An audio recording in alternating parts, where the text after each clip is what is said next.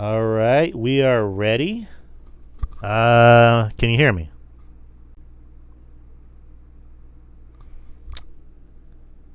Hold up.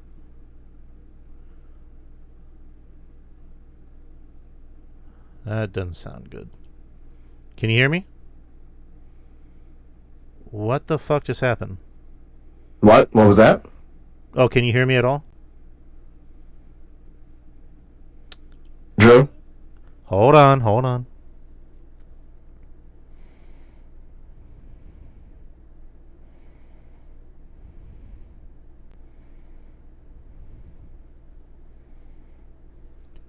Testing, 1, 2, testing. Am I coming through? I hear you. Yeah, I hear you. All right, can the chat hear me? If anyone in the chat can hear me, please let me know. Please say yay or nay. But They should be able to hear you. If I can hear you, they should hear you. all right, what about now? Can you hear me now? Yep. Okay, just asking because I have OBS open, and for some reason when I was talking, it wasn't showing my icon lighting up. But all right, so Oh, I see. I sound good now. Yep. All right. Yep. Kyle says yes. All right, just want to be sure, just so there's no issues. But anywho, people, take two. Welcome back, people, to the experience. It is Wednesday here in San Antonio. It's getting cold again. It's going to hit the teens tonight, apparently. So we're back to that cold-ass weather. I think it's only just for this week, hopefully. But you already know me. I'm Drew, and with me, as always, There's Justin from Spinebuster Tees and SpinebusterTees.com. yes. And we have, I guess, a relatively short show tonight. Not too much. I guess not a really wrestling heavy week of wrestling. Just basic things, you know. NXT, I think NXT had the bigger newsworthy week. If there's any not really context. If that makes sense, NXT I think had the bigger news heavy week, preferably with the show tonight and also Vengeance Day. But yeah, we got that to look forward to. But I guess first and foremost, how are you, Justin? I'm great, man. I'm doing well. How are you doing? I'm doing pretty good. Today was pretty chill. We went out to eat. We went to this buffet, Chinese buffet. Haven't had sushi in forever, so I just got a big ass plate of sushi and just gobbled that shit up. Love sushi. And then we came home and just chilled. I mean, or we came home and I just got ready for the show. That's really about it. Can't complain. But how was the shop earlier? I left at 3 o'clock because I need to make t-shirts. And I'm still doing it, and I still will be doing that through tomorrow morning. So, gotta get ready for this weekend, and yeah, a lot of work has to be done. Yeah, I did see that on your Instagram, but let's just kind of get this out of the way. So, me and Jeff Lippman, we did review NXT Vengeance Day over the weekend. Did you watch it at all? Yeah, I went back to watch it. I saw the first match at the shop. First two matches actually at the shop. Then I missed the third match. Had to go back and watch the third match, and the last two matches I saw from home. So. All right. What were your overall thoughts on the show? Are you still there? God damn it! Fucking OBS. I'm here. Can anyone hear me? You're breaking up. Fucking OBS. I'm here. Can you hear me? Can you hear me at all? Yeah. I don't know if that's from me. I don't know if anyone in the chat can hear Drew, but he was breaking up for me just a little bit. All right. Now can you hear me? OBS sucks.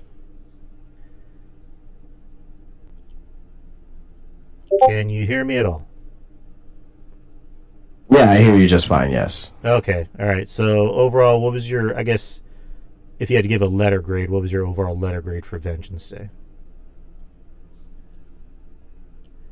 I give it a strong B, like a B plus. I'm gonna say. I thought it was a really good show. I thought the tag team match, obviously with Fraxium, Iramura, and Briggs. I thought all four of those guys did fucking awesome. Obafemi versus Austin Theory and Grayson Waller. I thought that was an excellent triple threat as well. Sammy Vaquero became the North American Women's Champion, so good for her there. I thought Trick Williams and Jesus Christ, Eddie Thorpe. Thought that was a fine match. I didn't think it was like fantastic. I think that was probably one of the weaker matches of the card, but I thought it was fine for being a strap match. Javon Evans and Ethan Page, I won't say they surprised me, but I thought they put on a better match than what I thought it was going to be. Agreed. And the main event was pretty damn good too as well. So, it was a really good show. It was a really good show overall. I won't say it felt like a takeover wise, but as far as like in ring wise or whatnot, I think that was one of their better ones in a while. For the most part, but I really enjoyed the show, especially that triple threat match for the NXT Championship and the tag team match. Right. I gave it a B minus. I really did enjoy the show. Like I mentioned, me and Jeff covered it on Saturday, and we both actually settled on a B minus. I really, really enjoyed Ethan Page and Javon Evans. I don't know. I didn't really get that. I didn't see a lot of people talk about the match too much, but I really did enjoy it. I think Ethan Page is just so damn good. He's done more in NXT. Shawn Michaels has done more with him and made him look so much like a star and made him look so much interesting than his tenure in TNA or, even AEW. And I just, if you're teaching Wrestling 101 on how to be a heel, and how to generate especially nowadays, like Ethan Page really should be teaching that class. Like he has that punchable face that most heels, I guess most heels like kind of forgot about. Like he has that lost art that I think he needs to teach a lot of people. And Javon Evans, like he's their big time baby face. Jeff pointed out that Javon, you notice he's kind of putting on a little muscle, so that's good. And the guy's over. People love Javon. I don't think it's a bad thing that he loses because he's still young, and you don't want to give him too much too soon. Ethan, it's good that Ethan won, especially as like a dastardly heel. Not to say he cheated, but like he punched Javon right in the face when he was going for his finisher, and then he pinned him. So I like that. The rest of the night, Trick Williams and Eddie Thorpe. It was an okay match. I was surprised that Eddie Thorpe won. I think it's good that Eddie Thorpe won because I thought he needed the win more. And Trick, is still Trick. He's over. He's going to go to the main roster pretty soon. I don't necessarily think it needed to be on the show. You probably could have had it on the Go Home show on Tuesday. But, because it's Trick Williams, they needed to have him on the pay-per-view somehow, so I guess that makes sense. And then Stephanie Vacour winning was what was needed. And I thought that was a pretty good match, too. The main event I thought was actually pretty good. It was a little slow in the beginning, then it got better. And of course, Jordynne Grace coming out announcing that, or not announcing, but confirming that she's, on NXT. The tag team title match was really good. Fraxium never really has a bad match, especially with. They're becoming. They already have been, but like they are actually becoming like the must see tag team. Like whenever they're on TV, you gotta stop and watch and see what they're doing. They're becoming what the Motor City Machine Guns were in TNA, the Young Bucks, any team, any hot young team that was coming up. That's what Fraxium is starting to become.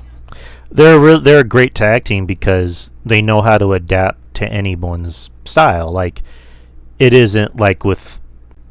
I'll just keep this team nameless, but I'm pretty sure you're gonna know what I'm talking about. Where it's like you're just gonna have their match. Whereas in Fraxium's case, is they're going to adapt to your style, and they're going to adapt to yours as well, and that's why the match ends up being the way it is. Like, great. So I thought this was a really good match. What was your opinion about the new fraction? I guess the Shield, whatever. You said fraction. I thought you said fraction. I was like fraction. Faction. I'm sorry. Yeah. No. I must have misheard. No, I'm cool with it. You know what I mean? You give these young guys some upstarts a chance, and see where they go from here. Is it too close to the Shield or Nexus or Aces and Eights or Retribution? Okay, yeah, sure, maybe, but I'm willing to give it a shot and see where they go from here. I think it's probably a little bit too, so far from what I'm seeing, probably a little bit too hokey. Lights are off, and they attack stone, things flipped over. Like, how many times have we seen that before, especially recently? But I'm willing to give it a shot and see how it goes. Right. Like, I thought it was kind of weird how they came out during that bit and the lights are still on. It was like, okay, like it went by really quick. So I was like, all right, well that's the new group, I guess.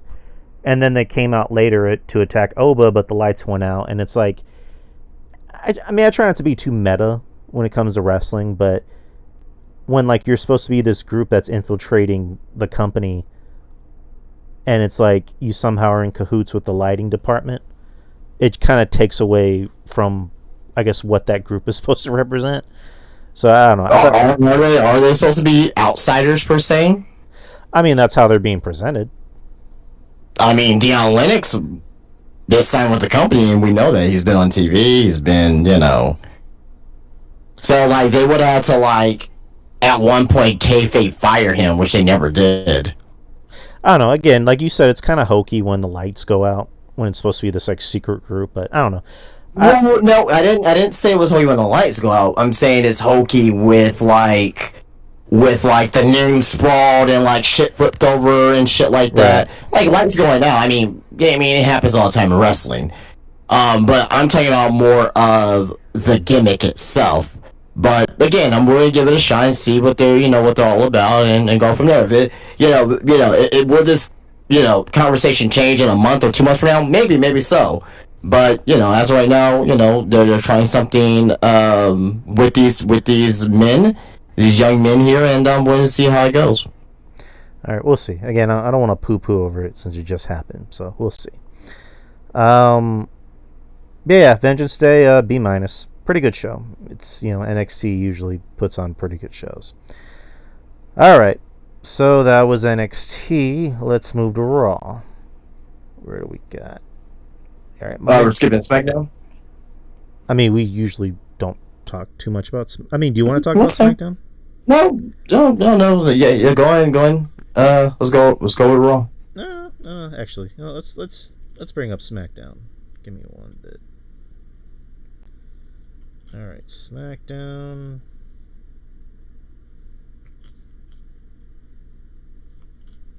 All right, the Valentine's edition of SmackDown.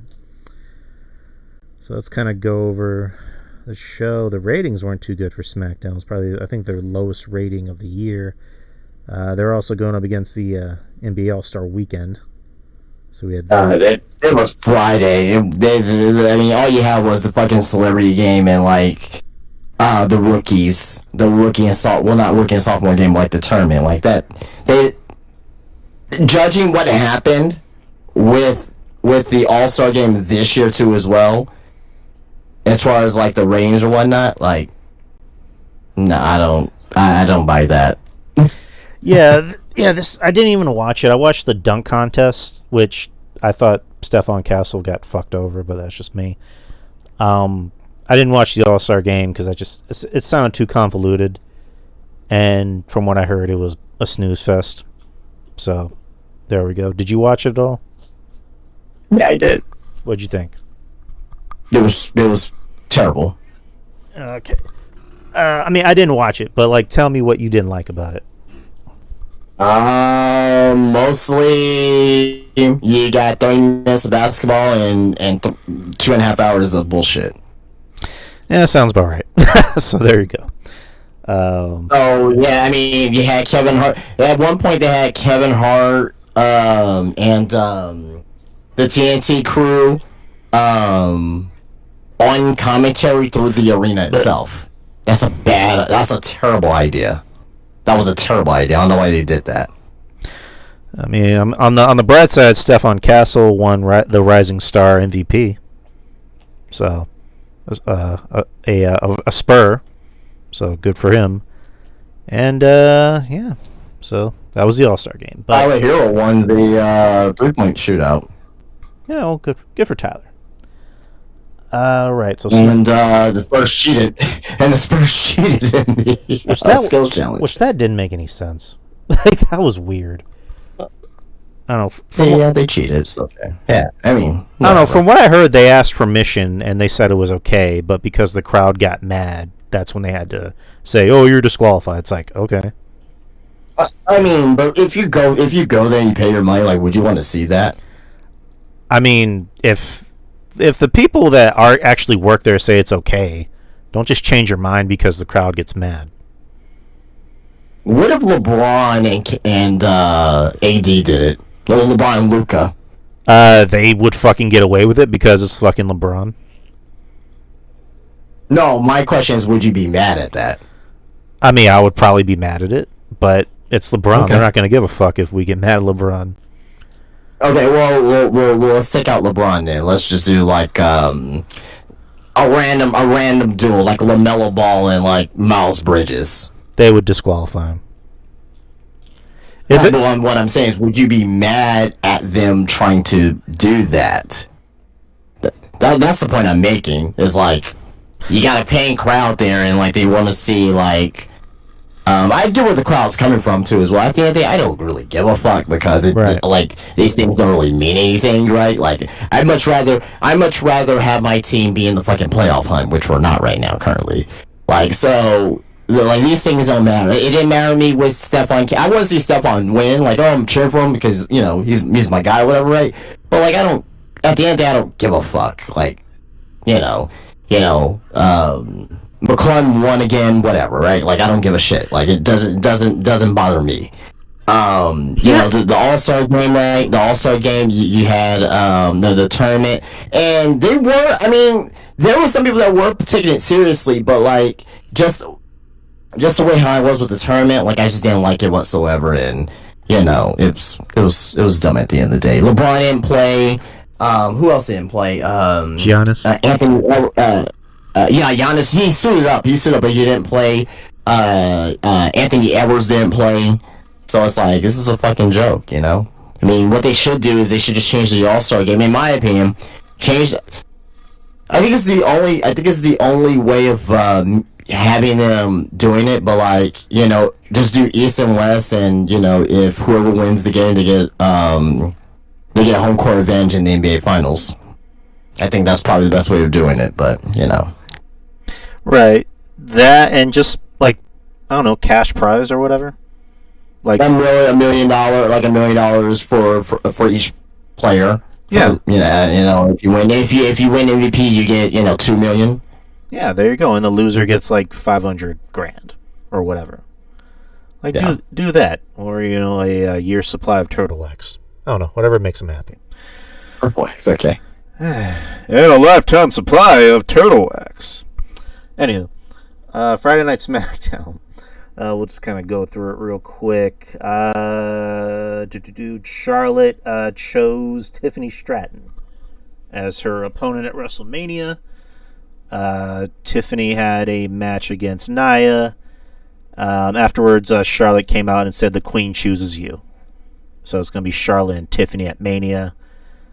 Do you have any thoughts on that? No, it's because that's what we expected. Yeah. I mean, how do you feel about these matches being determined this far out? It's fine. It's fine. I mean, you want to start the road. I mean, to me, WWE has been slow with this year's WrestleMania build. So, So far at least. I mean, we still got time, right? But like, you want to start the process now. You don't want to hold it out, because if you start holding it out, then there's gonna be people be like, well, goddamn, like, we already know what match is gonna be. How come she's holding out for so long? So you can't win at the end of the day when it comes to stuff like this. So I know. Because we're gonna get to Raw in a bit. I don't know if it was this Raw or no, it was actually last week's Raw, where Jey Uso chose Gunther as his WrestleMania opponent. So got another 2 months until that match happens. And then also with this match, and we just have 2 more contenders to choose, which is Rhea's title and Cody's title. So Rhea's. I don't want to jump ahead because Elimination Chamber is next Saturday, and that's the one match that's kind of a head scratcher, because in my head I'm thinking, like, is it going to be Rhea and Io? But they're already doing Rhea and Io on Monday, so I'm looking at the opponents in the women's Elimination Chamber. It's the women's tag team champions, Bianca and Naomi. You have Alexa, you have Liv, you have Bayley and Roxanne, and I'm just looking at everybody in that match. I'm like, who's gonna face Rhea? I mean, Bianca kind of seems like a no-brainer, but she's still stuck in this tag team shit with Naomi, and then Jade's coming back. It's not gonna be Liv because they already finished that. I don't see it being Alexa. I think Alexa's probably gonna work something with Liv. Maybe, I don't know. I don't see it being Bayley because Bayley already had her match last week, or maybe it might be Bayley. I don't know. And as much as we love Roxanne here, I don't think it's going to be Roxanne. So I don't know. Who do you see out of that whole group actually, like, realistically winning and facing Rhea at Mania?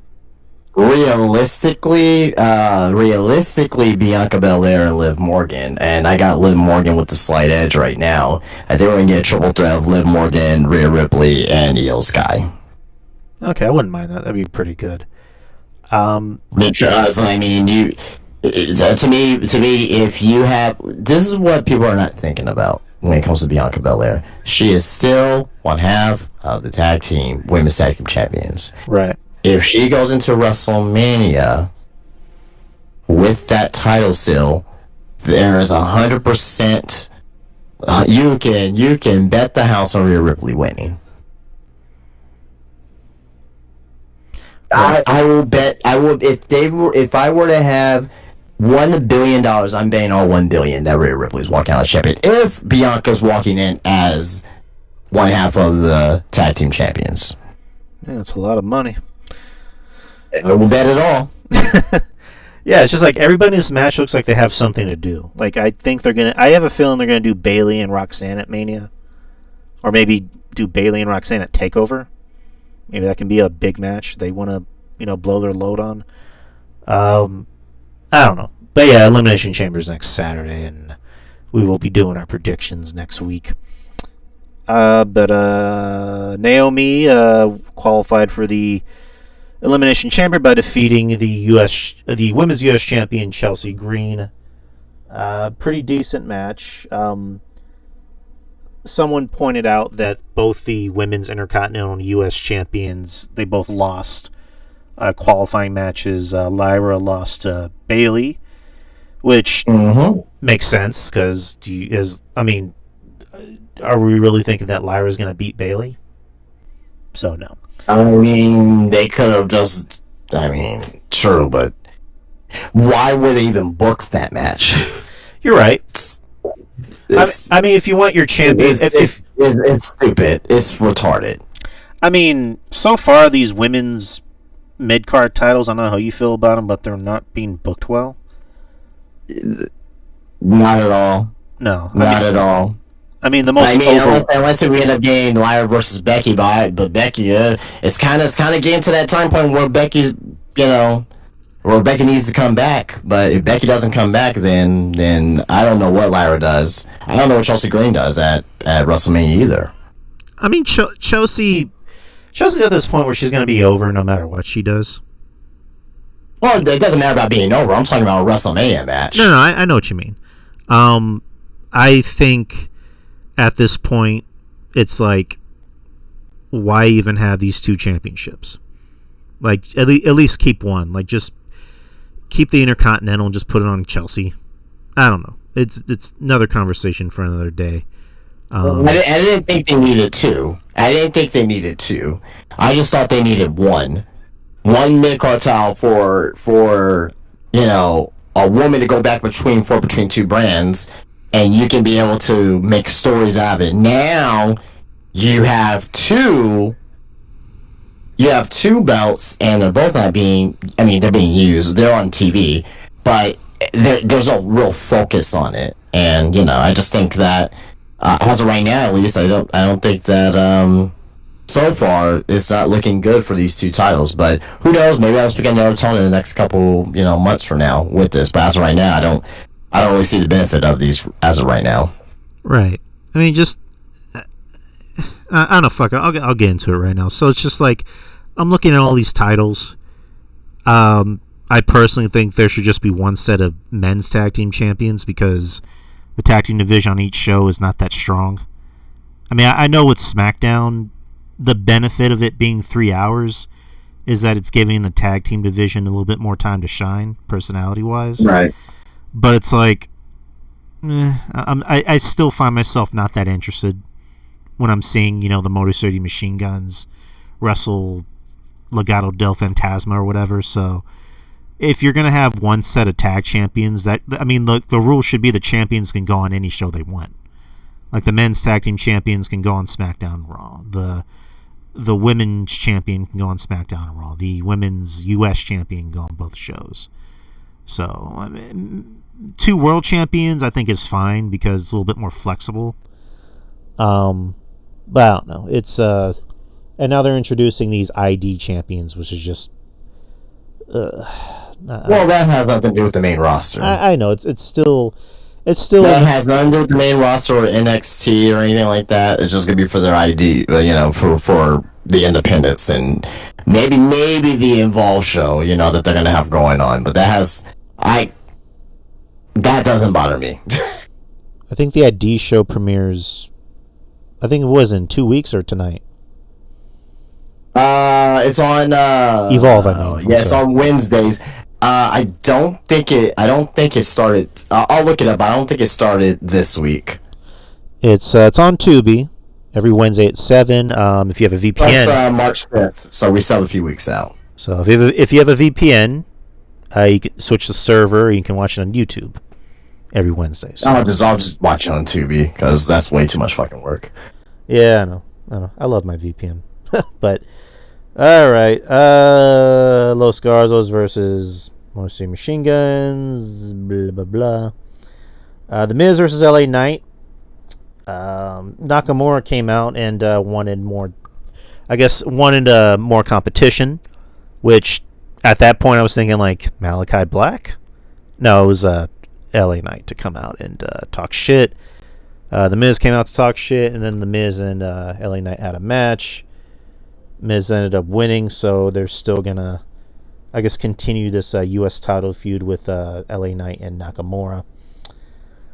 You had Carmelo Hayes and R-Truth. Hayes won, so Hayes is starting to pick up some wins. Good for him. And I mentioned earlier Tiffany Stratton versus Nia Jax. Stratton won by DQ. And like I mentioned, Charlotte came out to choose Stratton as her opponent at Mania. And then the main event. Let me kind of backtrack, because I'm going a little bit too far. So, at the beginning of the night, Cody came out, and then Drew McIntyre came out, and Drew was a little perplexed that Cody didn't bring his name up as possible opponents at Mania. And then Jacob Fatu came out, and Drew just pretty much said, he was telling Jacob, one of these days you and me are going to have a match, but not tonight, and he leaves. And Jacob gets in Cody's face. And you see on the big Titantron that Solo has appeared backstage. Cody looks like he's going to walk towards him, but then Jacob says, "Nah, Cody, this is family business." And then Cody tells Jacob, well, after you're done, I want next, pretty much. Jacob confronts Solo, where the hell have you been? And then Solo tells him, I just had to take care of some business. I wasn't feeling like myself after the tribal combat match, but I love you, Solo. So that sets up what more than likely is going to be the WrestleMania match, which I believe our friend RJ brought that up before any of these news reports came up. So credit to RJ if you're listening. I mean, no shit on RJ, but I mean, everyone was bringing that up too. So I'm gonna give RJ all the credit in the world. Yeah, just give him the credit. Just give him the credit. Sure. RJ the Brooklyn Savage was the first one to talk about it. So the main event was a qualifying match. Or Elimination Chamber qualifying match. Jacob Fatu versus Braun Strowman versus Damian Priest. I thought it was a decent main event. With Damian Priest winning, of course. So he'll be involved in the Elimination Chamber. So he's the final opponent, which he will join CM Punk, John Cena, Drew McIntyre, Logan Paul, and to be determined, or actually, Logan Paul already won. Seth Rollins, which we already kind of figured Seth Rollins was going to win. Yeah. Against Finn Balor, but so a pretty stacked Elimination Chamber match. It's a stacked match, but it seems kind of obvious on who's going to win. Well, I wouldn't say obvious because it can go. I think it's down to really just two people, but you never know. But overall, what'd you think of SmackDown? I thought it was a fine show. I thought it had some build towards the Elimination Chamber. I didn't think it was like a fantastic show or anything, but I thought that was fine for what it was. Right. So we're gonna move on to Raw. Raw was in North Carolina, Charlotte, North Carolina.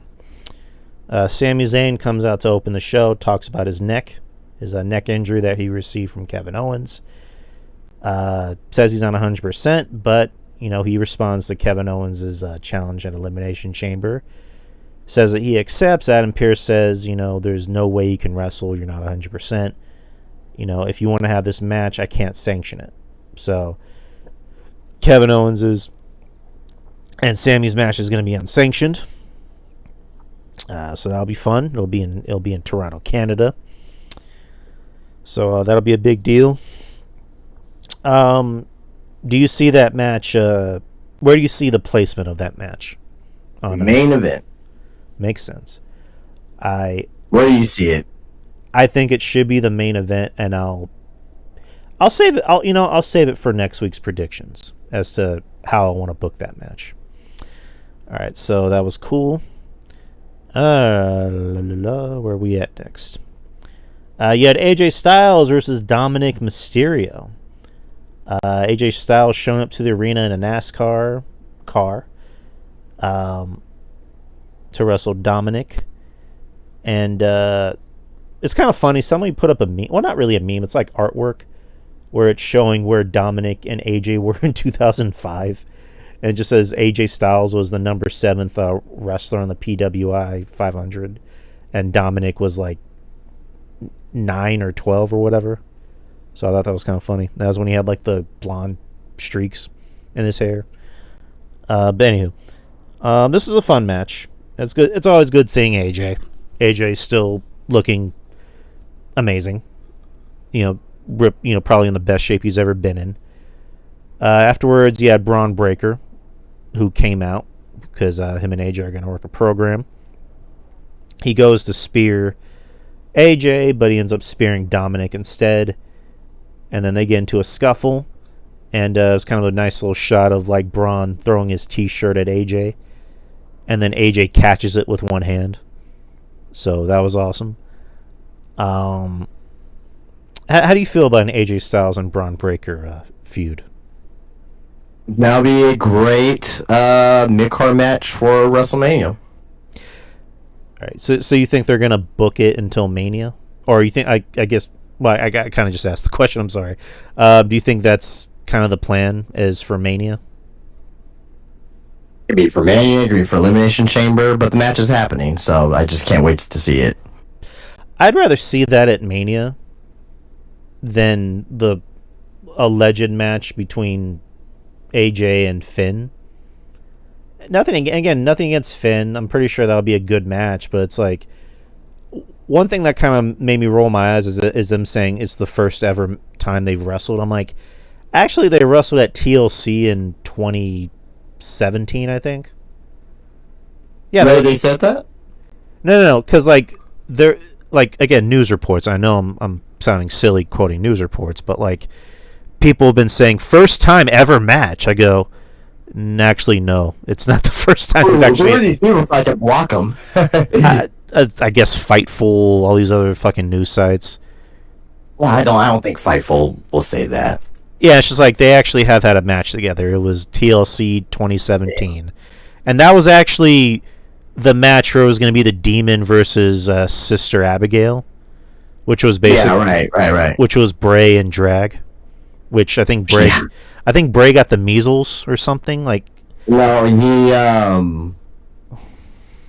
what the fuck was it? You remember it was like that sickness was going around. It wasn't measles, but I think measles is pretty fucking serious though. But him and another wrestler. It was something else.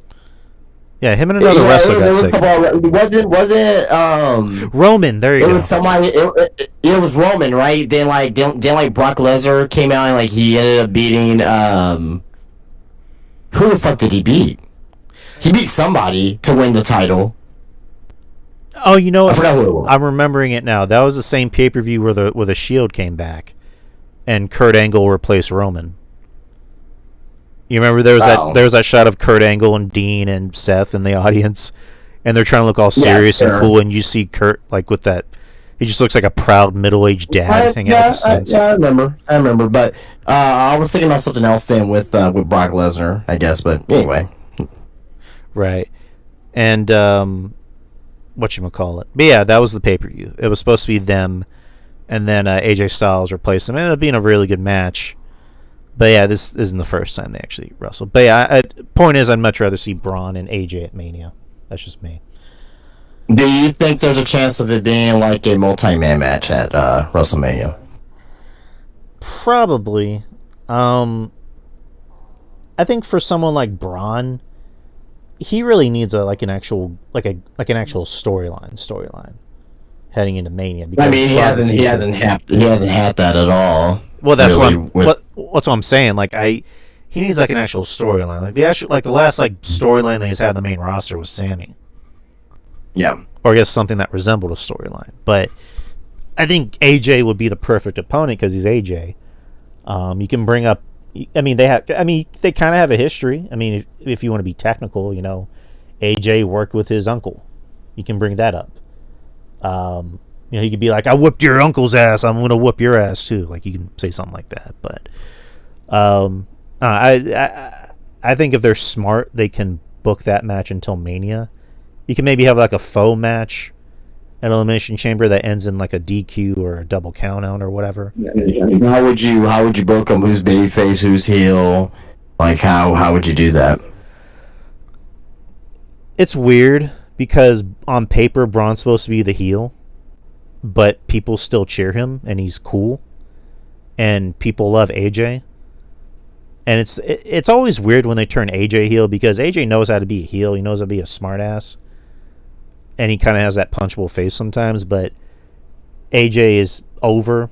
He's beloved no matter what he does. So at this point, it's like, who exactly is a heel anymore and who's a face? Yeah, I mean, it's like movies. The villain is always cool, and the face is always kind of like, hated universally by all. So I don't know. Like Punk is supposed to be the face, but he kind of acts like a heel. Cody is the ultimate babyface, and it seems like people are starting not to like him anymore. So, I don't know. But what about you? What do you think? Yeah, it doesn't matter to me. Honestly, I think I'll probably just go with a multi-man match. Yeah, that's probably what's going to happen. Or like a ladder match or something like that. Right. Women's Intercontinental title, number one contender match, Dakota Kai versus Ivy Nile. Dakota got the win. Good for her. I like Dakota. Jey Uso and Gunther brawl. Gunther. Again, I love Gunther. Gunther's promos have gotten so much better. His shit talking has gotten better too, because he has that very dry wit about him, and it's almost like it's a college professor trying to talk shit to you, because he's not really saying anything that's overly offensive. I guess the way he makes it sound like he's teaching a life lesson. So Gunther mocks Jey Uso's entrance by coming through the crowd. Yeah, that was really good. Really, really good. And then he has that line where he's like, a simple gesture for simple people, which it's kind of funny because he's right. in a way, he's right. That's Jey Uso. To his credit, can't take anything away from him. Not. He got over, and that's the point of wrestling. You're supposed to get over. You're supposed to sell merch. You're supposed to be interesting. The people are supposed to like you. But Gunther's kind of right. He got over with a catchphrase. And to be fair, that catchphrase wasn't even his. It was a catchphrase that he, I guess, stole or borrowed from another wrestler, where they actually had to buy the catchphrase from him. So, well, that's true too. And I remember we talked about that. What was it, last year? Was it last year when that happened? Yeah. Yeah, when that happened last year. And I said at the time, hey, it's the wrestlers, praise. But I'll put it to you this way: it's near one of their guys' catchphrase. That's how they talk in the Bay Area, Oakland and San Francisco. Right. That's just dialect. You know what I mean? So I guess we could just put that to rest right there. Like Yeats is it's been around for years upon years upon years. So kind of like the word op. Like op, your opposition, right? That's been around for a while too. And now in AEW you finally got the ops. You know what I mean? You got new trios of ops with Hook and Samoa Joe and Shibata. So I think that Jey Uso, he's using this phrase, and it's becoming way more casual now, obviously, especially with the wrestling fans. So there it goes. And also, someone pointed this out, Jimmy was the first one to use it. During the Thunderdome era, he was wearing a shirt that said Yeet. Yeah, I remember that. Yep. So again, not to shit on. They again, that's both their dialect. They both said Yeet before. It's just that Jay became babyface out of it, and he just happened to use it in a press conference with Cody, and it just became a thing of its own. So I don't think he had intention this is gonna be my new catchphrase, Yeet. It just became something natural that ended up happening. Right. But again, back to the segment. Gunther, great promo. Jay came out, and of course they had a pull apart, and again, still continuing to set up what looks like it's going to be the main event of, I'm assuming, night 1 of Mania. We'll see. But so far, I think this feud has been pretty good so far.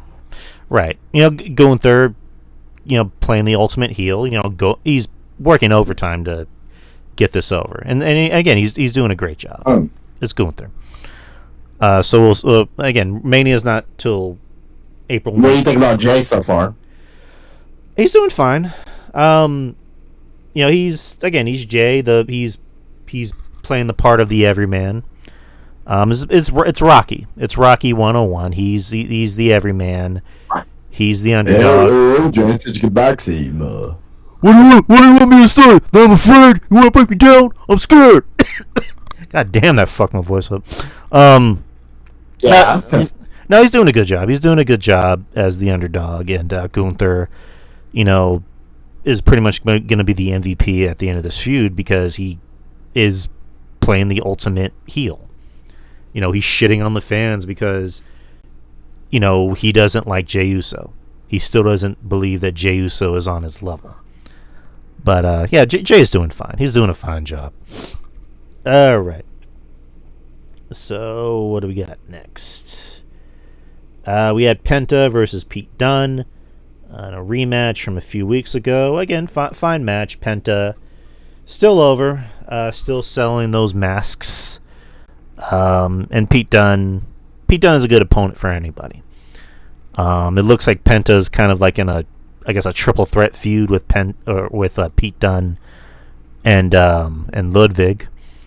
I'm not sure where that's going, but for the time being, that's why I'm thinking it may be a multi-man match at Mania. But for what though? Intercontinental Championship. All right, there you go. All right.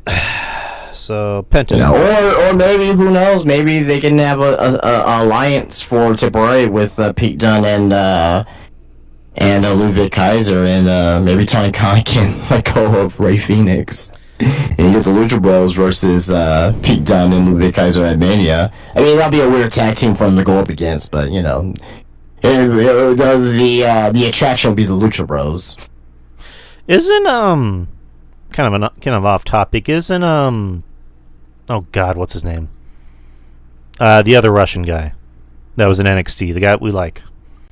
Ilya Dragunov? Yeah, isn't he already cleared? I don't fully think so as of yet. Okay, last I heard, if I'm WWE, I will probably bring him back after Mania, to be honest. But yeah, I think he's gonna be coming in he's gonna be coming in at a very strange time, and I wouldn't want him to get lost in the shuffle. Yeah, right. Yeah, the night after Mania is gonna be interesting because you're possibly going to see some returns, some debuts, some re-debuts, some call-ups. Ludwig, or not Ludwig, Ilya coming back. Aleister Black possibly coming back after Mania. I would hold off on... kind of like Ilya, I would hold off on bringing Aleister Black back to the company until after Mania, because for Ricky Starks is easy because it's NXT. Which we'll get to Ricky with NXT in a bit. But with Black, he's already an established guy in this company. I would say maybe hold off until after Mania. Because what do you... I disagree with that portion. I think because there's already been plans in place for Aleister Black to come back. Maybe he'll have a match against... I don't know, someone like maybe, I know they're thinking about doing Finn Balor versus AJ, but he can start a match against one of those two guys at WrestleMania. Kind of like how they did with Cody a few years ago, where, they just show up. Something like that can possibly happen, right? I mean, it doesn't mean that he's going to be on that brand. He could just have a one-off match with them and just go to SmackDown, with his wife, so. Alright, you can do that. Alright, and then Miro. Another guy, Miro. He's apparently going to come back to WWE. So that'll be fun. Next, you had an Elimination Chamber qualifying match for the women's. You had Roxanne Perez versus Raquel Rodriguez. They had a hype video for Roxanne, which they clearly had big plans for her. She's only 22, I believe, 22 or 23. Yep. Okay. And she wrestled Raquel, so two Texas girls having a match on Raw, so cool. The match, it was a match. It was a little predictable. I think there was more going on.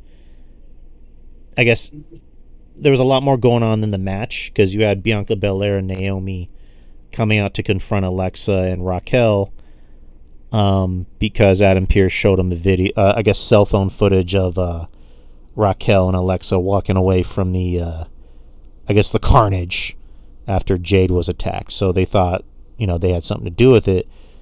Roxanne ended up winning the match after the distraction, so Roxanne will be in the Elimination Chamber match. So, but good for Roxanne. That's our girl. So she'll be in a big pay-per-view match next week. So cool for Roxanne. Her I don't know why. I don't know why they were here, but her sister and mother was at TWA on Friday. Oh, okay. Huh. That's pretty interesting. Right. I don't know. I don't know if they were just there for the matches or whatever, but yeah. Yeah, probably. All right. And then New Day came out. It's more heel heat. So cool. And then Dragon Lee and the rest of the LWO came out to attack him for what they did to Ray last week. And the main event was Seth Rollins and Finn Balor. Good match. I mean, these two usually don't have bad matches. But this is a pretty good match. I was in the back of my head for like a split second expecting maybe some like fuckery. Like more so like maybe Roman comes out to cost Seth the match, but I think that's going to happen at Elimination Chamber next week. So, but Seth won the match, and Seth is going to be in Elimination Chamber. So there we go. That was Raw. Do you have any closing thoughts on Raw? I thought it was a fine show, kind of like SmackDown as well. I thought SmackDown was a little bit better, actually, in my opinion. But it was still a fine show. Nothing was wrong with it, All right. Yeah, same thing. I thought it was a good show. Again, I love the fact that it's on Netflix and it can end anytime it wants to. Preferably, it's been ending at around 2.5 hours, which, like Triple H says, it's a sweet spot. So, cool. All right, so let's move on to NXT.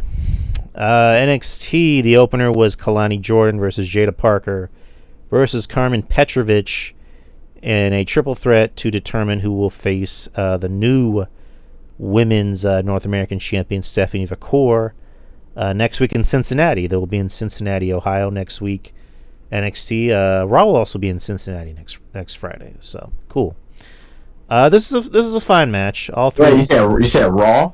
Yeah, Raw and NXT will both be in Cincinnati next week. Oh, okay. Because I thought you said Raw will be in Cincinnati next Friday. I was like, that just kind of confused me for a second. All right. Yeah, NXT. Next week. Don't want to skip ahead, but next week seems like it's must-watch television for NXT. But triple threat. All three of them are really good. Carmen got the win, which I think was kind of expected, because it looks like Jada and Kalani are in a feud. So Carmen got the win.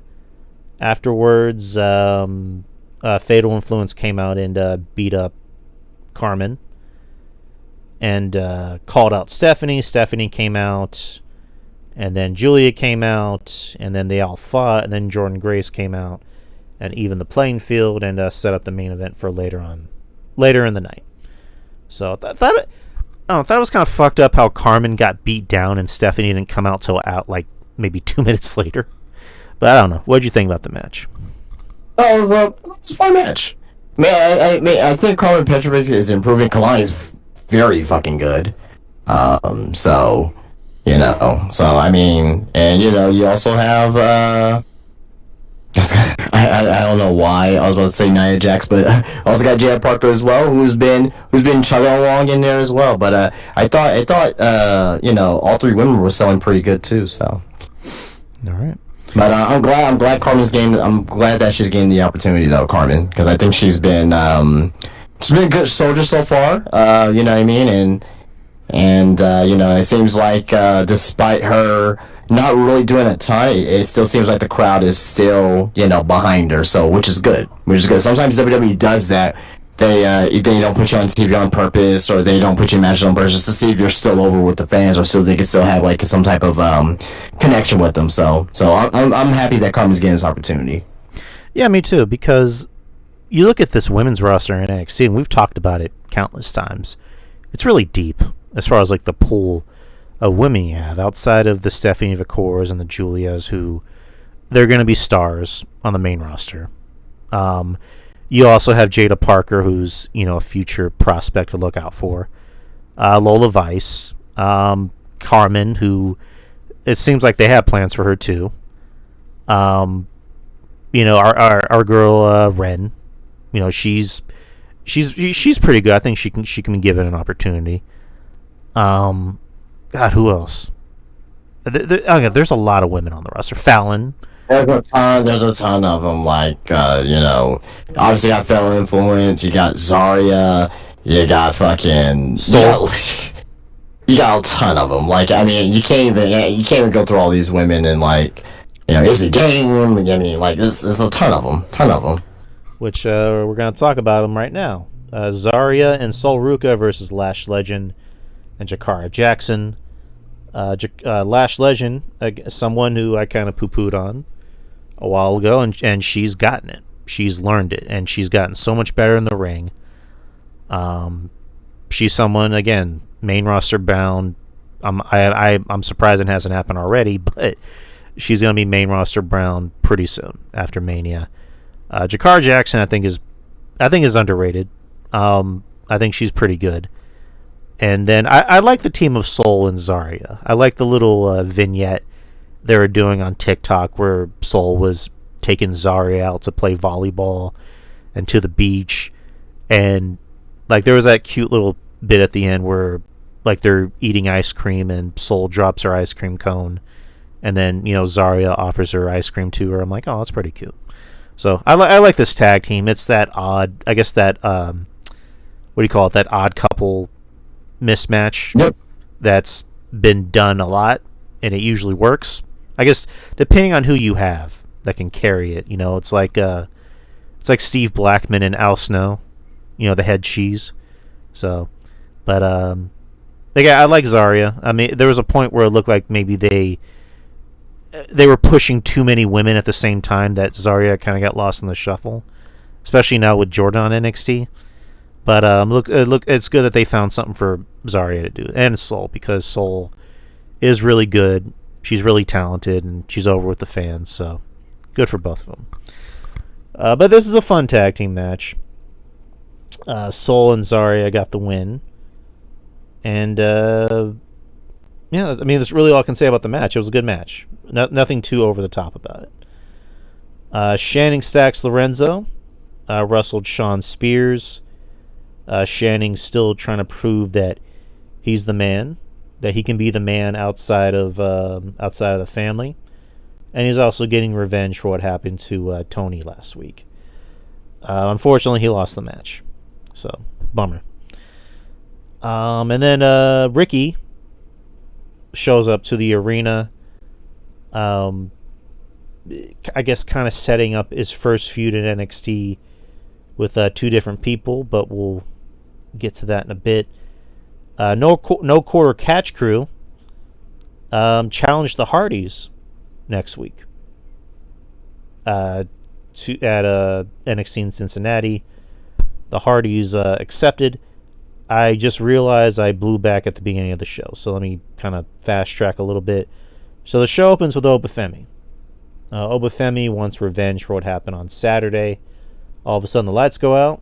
You see the camera pan into a bald man in a suit, and that man is Moose, the TNA X Division champion. It was a pretty good moment. It was a nice visual of them two in the ring holding up their titles. Moose tells Oba this needs to happen. It has to happen one of these days, and Oba agreeing. So later in the night, when Oba was walking away, they put this up on their social media. Oba says, Moose came here at NXT, so I'm going to crash his show. This Thursday, this Thursday, I believe next Thursday, TNA will be live at Full Sail University. So, and they've already sold out, so good for TNA. So TNA, again, another show that, is right in there in the must-watch category. But what'd you think about Moose showing up on NXT? Well, awesome. It's awesome. The Moose showing up, Hardy showing up. Seems like this WWE TNA partnership is really benefiting WWE so far.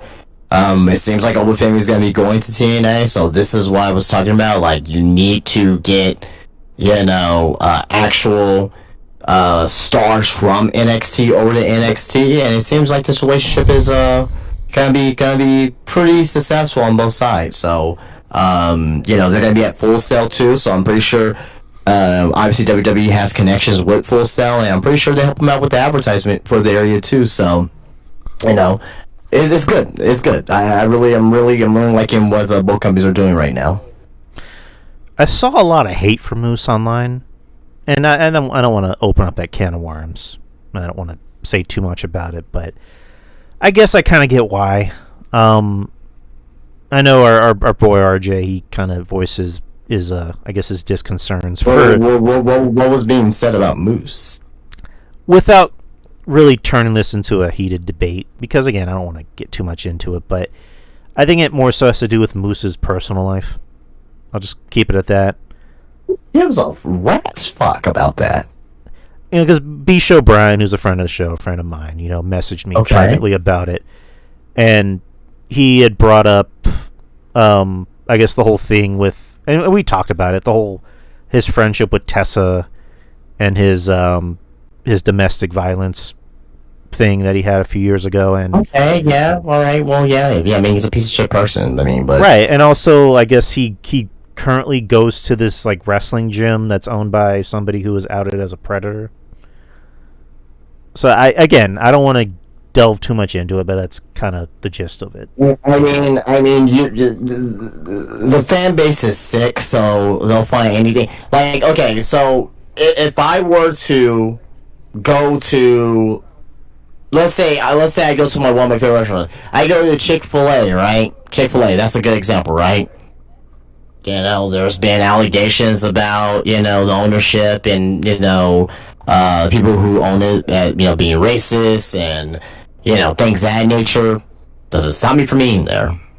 No. Right.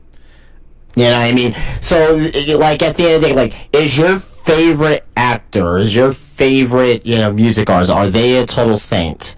No.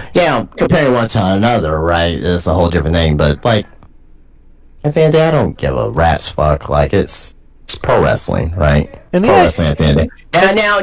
Now, the thing is, too, is that, like, okay, domestic violence, was he ever convicted, or, I'm not sure, right? Because, I don't remember, the Moose domestic violence situation. But at the end of the day, though, like, it, to me, I don't really give a fuck, right? I mean, I'm not saying I'm not like a huge Moose fan, but at the end of the day, though, like, I can, I give two fucks about it. At the end of the day, to kind of close us out, and we'll move on for the rest of the show. It's just the IWC is, they'll gladly cheer for Chris Benoit. They'll gladly cheer for Darby, and Darby's had allegations about him. Again, Hogan. There's still people that love Hogan. There's still people that love Benoit. It's like, he should be in the Hall of Fame. I mean, Stone Cold Steve Austin. Right, there you go. Right? People like to turn the blind. Oh no, it's Stone Cold. Well, you know what I mean? It's like he did beat his wife. He did beat his wife. I mean, it's like, at the end of the day, like, support who you want to support, right? But, like, to me, it's like, I try not to let personal stuff blind my judgment on certain things, unless it directly involves something within the business. So Tessa Blanchard, for example, directly affects what she did in business, because she was talking to a wrestler, right?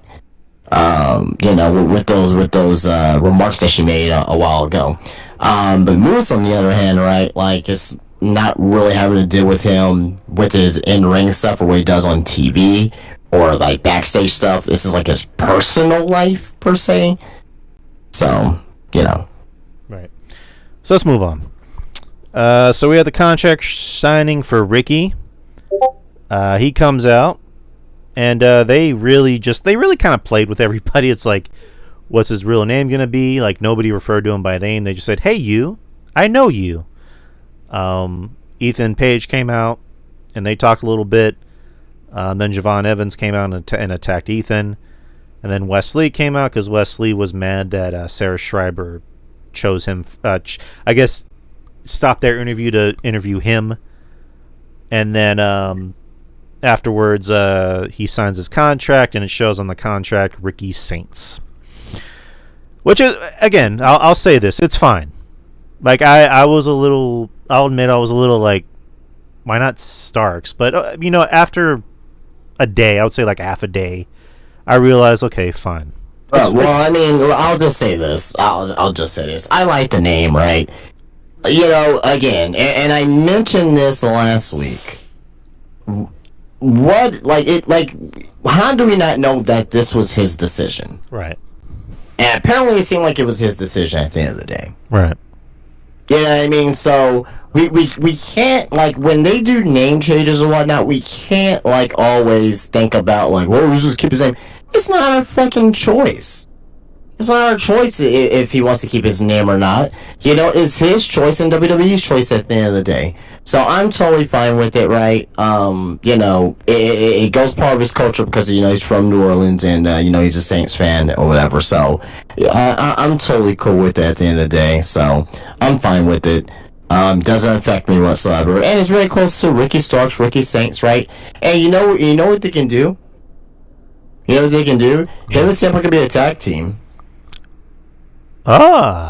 Second City Saints. And there you go, Second City Saints. There you go. Right? And also, it's kind of like with LA Knight. When he was Eli Drake, he came in as LA Knight. Dude, we had all these different name changes, and I said this last week too. We get used to them. Walter, Gunther, Prince Devitt, Finn Balor, LA Knight. I'm sorry, Eli Drake, LA Knight, El Generico. Sami Zayn, Kevin Steen, Kevin Owens. We're gonna get used to it, right? Roxy, Roxanne Perez. Like, we're gonna get used to it, guys. So, like, let's not freak out over it. You're gonna get used to it. Give it about a few months, and sometimes I may still call him Starks. You know what I mean? Because I think Starks comes off the tongue a little bit better, in my opinion, right? But Saints is fine too as well, because.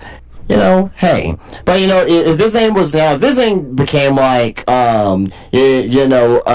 Gertrude Jenkins, okay, now we got like an issue, right? But Ricky Starks, Ricky Saints, I'm totally fine with it. And it happens in wrestling all the time where name changes. Aleister Black, Malachi Black, right? So it happens all the time. Rusev Miro, so it happens in AEW too as well. Edge Cope. Well, that was. Anything is better than Cope.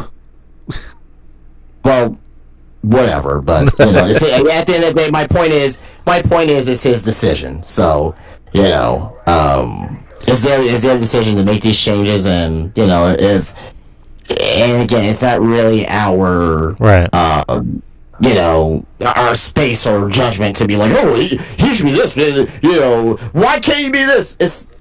It's not our business to know why. So there you go. It's fine. I had half a day to think about it. It's fine. It's fine. What's a name change that you weren't okay with?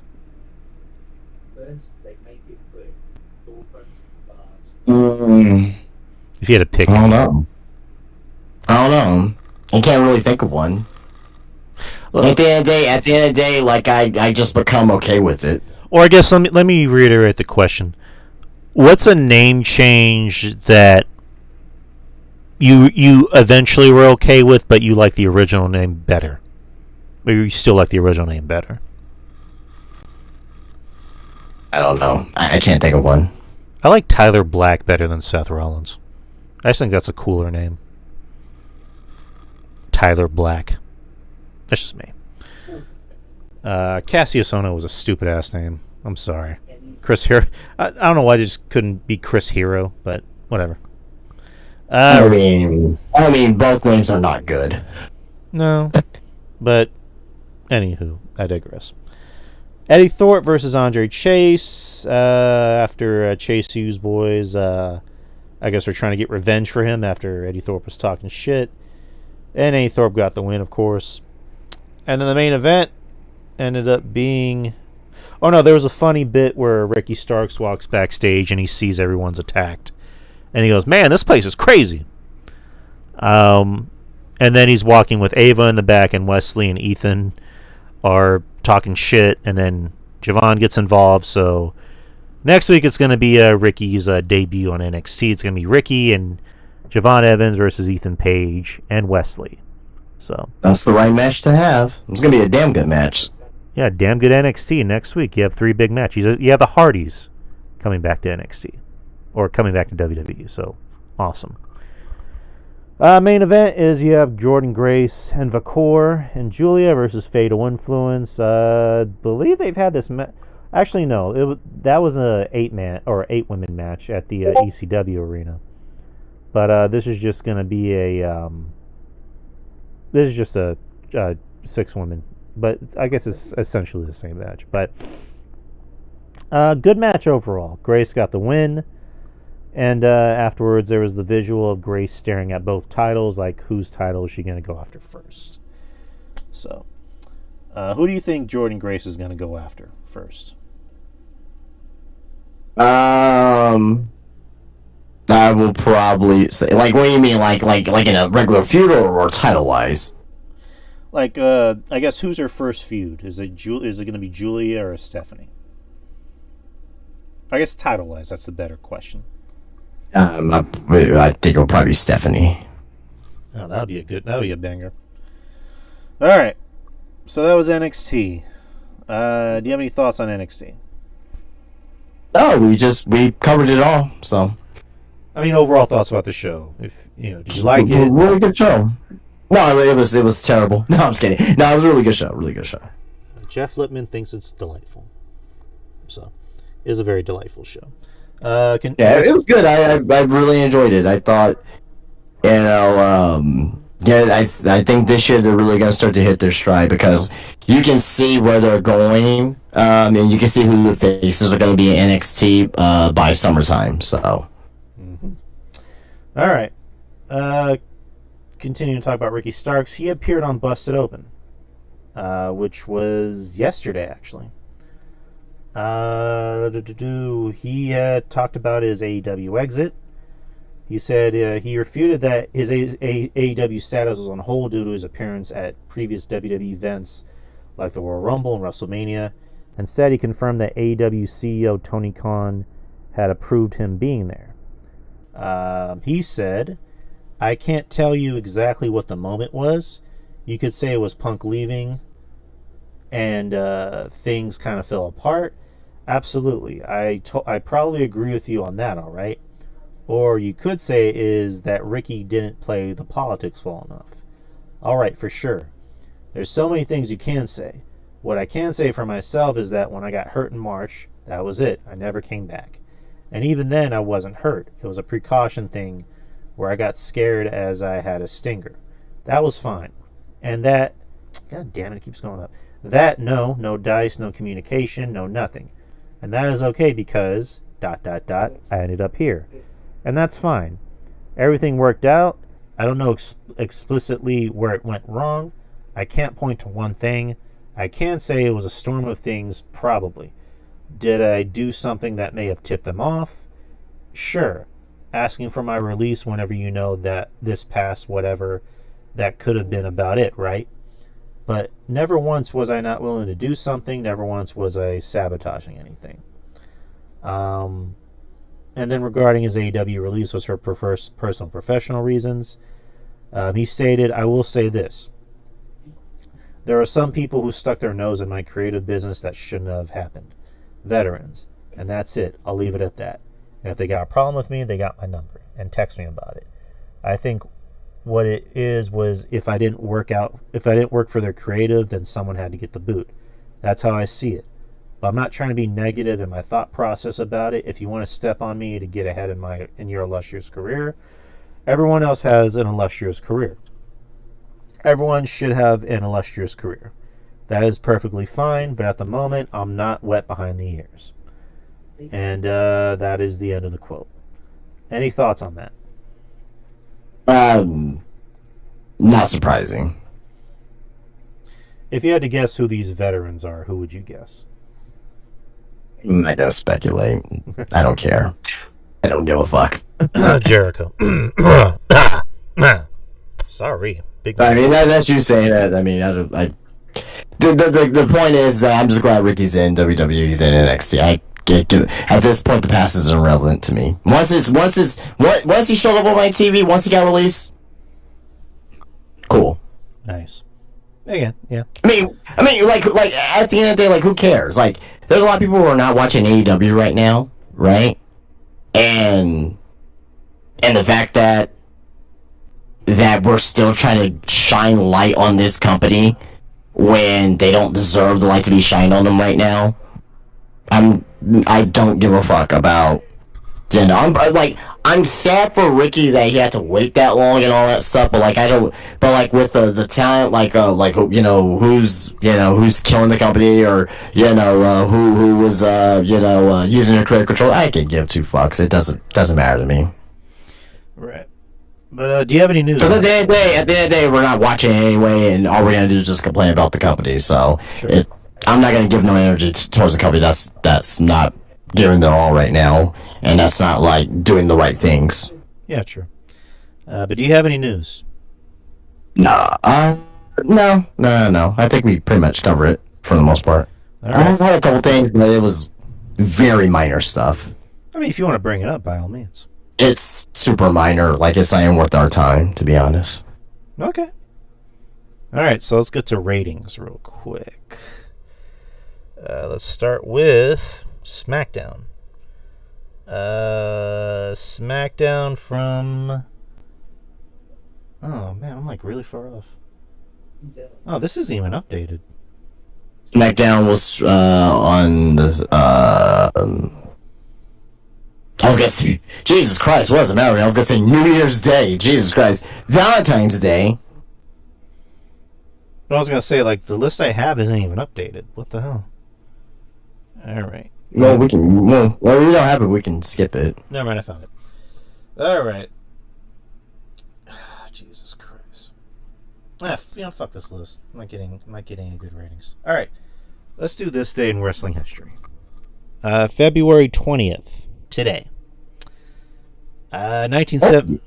Go ahead. Oh well, yeah, no. It's like today the 20th already, but no, go ahead. Actually, no, it's the 19th. So let me go. It's 19th, yeah. The 19th. February 19th. 1968. One of the most fabled pioneers of professional wrestling, George Hackenschmidt, died in London, England at the age of 90. That's true. Nice. Very first World Heavyweight Champion. 1995. Hulk Hogan retained the WCW World Heavyweight Championship by disqualification against Vader in the main event of WCW Fall Brawl 5 from Baltimore, Maryland. Sting and Randy Savage. Super Bowl? Super Brawl. Oh, okay, I was like Fall Brawl. I was like February Super Brawl. Okay, yeah. Super Brawl 5. Sting and Randy Savage were victorious over Avalanche and Big Bubba Rogers. And Harlem Heat retained the WCW Tag Team Championships against the Nasty Boys. Do you remember that, Earl? Yeah, it was a terrible show. All right. 96. At the WWF Raw tapings from Cincinnati, Ohio, WWF champion Bret Hart. Oh, wait. Where's it going to be at? Where was it at? Cincinnati, Ohio. Oh, that's crazy. Okay. Defeated Hunter Hearst Helmsley and gave Helmsley his first pinfall loss in singles competition on WWF television. Also, Shawn Michaels pinned the 1-2-3 Kid, and Yokozuna picked up a victory by disqualification over former Camp Cornette teammates Owen Hart and British Bulldog. 2000, Justin Incredible and Lance Storm defeated Tommy Dreamer and Masato Tanaka for the ECW tag team titles at the tapings for ECW on TNN in Milwaukee. 2002, Spike Dudley and Taz lost the WWF tag team titles to Chuck and Billy, or Billy and Chuck, at the WWF SmackDown tapings in Rockford, Illinois. 2005, At the first part of the Ring of Honor 3rd Anniversary Celebration event in Elizabeth, New Jersey, Ricky Reyes and Rocky Romero defeated BJ Whitmer and Dan Maff for the Ring of Honor World Tag Team titles. The main event was Austin Aries retained the Ring of Honor World Heavyweight Championship against Colt Cabana. 2006, at WWE No Way Out, Kurt Angle retained the World Heavyweight Championship against The Undertaker. I remember that match. That was a great match. And one of the most underrated matches in WWE history. Also, Rey Mysterio lost his WrestleMania World Title match opportunity to Randy Orton, and Chris Benoit defeated Booker T for the United States Championship. I remember that pay-per-view. You have any memories of that pay-per-view? Not really, no. Not at all. I mean, obviously Kurt Angle and Undertaker, a really good match, but outside of that, not really. All right. 2007, the Battle of the Billionaires storyline into WrestleMania 23 got underway when Mr. McMahon's handpicked representative Umaga defeated Jeff Hardy for the Intercontinental title on WWE Raw from Bakersfield, California. Also, Melina defeated Mickie James for the WWE Women's Championship. We have a few more. 2012, Daniel Bryan and CM Punk retained their WWE and World Heavyweight Championships in the 2 featured Elimination Chamber matches from Milwaukee, Wisconsin for the Elimination Chamber pay-per-view. 2018, Braun Strowman won a gauntlet match on the go-home edition of WWE Raw from Phoenix, Arizona for the Elimination Chamber pay-per-view. And 2020, on the 20th edition of AEW Dynamite from the State Farm Arena in Atlanta, Georgia, AEW Tag Team Champions Hangman Adam Page and Kenny Omega defended their tag team titles against Rey Fenix and Pentagon, and arguably the most acclaimed AEW bout to that point in time. And that's it. Notable wrestling birthdays. Shawn Spears turns 34 today, so happy birthday. Danny Who'd you say for? Or 44, I'm sorry. Oh, I was like 34. 44, Shawn Spears.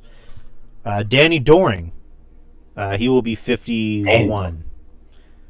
Francine turned 53, and she sure as shit does not look 53. Jesus Christ. Tommy Cairo and Big John Studd. So happy birthday to all 5 of those. The late Big John Studd. The late Big John Studd. So happy birthday to all 5 of those individuals.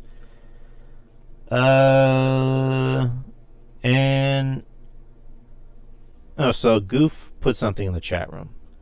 I guess talk about the Moose thing. He said Moose works out at Chasen Rance's wrestling school in Florida. He is very friendly with Chasen Rance, who is a convicted child molester and is registered as a sex offender in the state of Florida. So that was to add on to the conversation we had earlier. Again. But yeah, anywho. That's the show, people. We did a short show tonight. Yeah, shout-outs to everybody. Shout-outs to our friends. RJ, Ruben, and Jeff Lippman. I believe this week me and Ruben should be getting Culture Attack up and running. I'll need to talk to him about that. I'll need to talk to RJ about our show that we're doing. And shout out to the rest of our friends, Wrestling Sub, Mish, who gave us a platform to do the show. So thank you, Mish. The boys over at Spitball Media, John Draper, Brian, and Shaheen. And who else am I missing? Devin for his podcast, Devin the Heel Dude. Shout out to him. And shout out to everybody else who supports us and shares our shit. And then Twitter, X, DY Experience, Instagram, YouTube. There's a YouTube channel. Subscribe there. We're live every Wednesday at 9 p.m. Central Time after Dynamite. But that's it about me. Tell the people about Spinebuster Tees, Justin. Spinebuster Tees, SpinebusterTees.com. If you are not in the San Antonio area, get yourself a t-shirt on the website. Get it shipped out to you. Takes about a week. Also, Spinebuster Tees on Instagram, where I post all the things that I get inside my shop. You know what I mean? So follow me there, and we'll very much be appreciated. It's my merch series at the Wonderland of the Americas, aka Crossroad Mall in San Antonio, Texas, where I have my shop, and that's where you can find pretty much everything that I have available, which is obviously T-shirts, action figures, Funko Pops, trading cards, hats, masks, keychains, stickers, croc charms, vintage magazines, autographs, literally everything you can find there inside my shop. So, yeah, come visit. We'll very much so appreciate it. But that's Spine Series on Instagram, Spine Series at the Wonderlands of the Americas, and SpineBusterTees.com. Yep. Alright, people. We will be back next week, same time, same channel, and we'll be doing Elimination Chamber predictions. So, in that time, have a good weekend, be safe, and peace out. Peace. What the hell?